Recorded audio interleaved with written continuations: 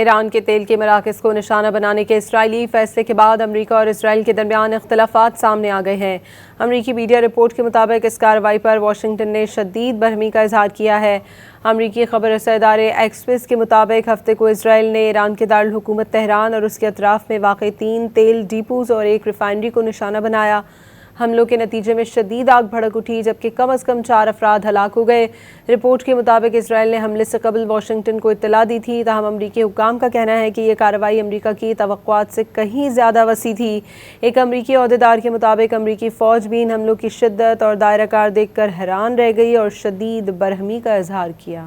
ایران کے تیل کے مراکز کو نشانہ بنانے کے اسرائیلی فیصلے کے بعد امریکہ اور اسرائیل کے درمیان اختلافات سامنے آ گئے ہیں۔ امریکی میڈیا رپورٹ کے مطابق اس کارروائی پر واشنگٹن نے شدید برہمی کا اظہار کیا ہے۔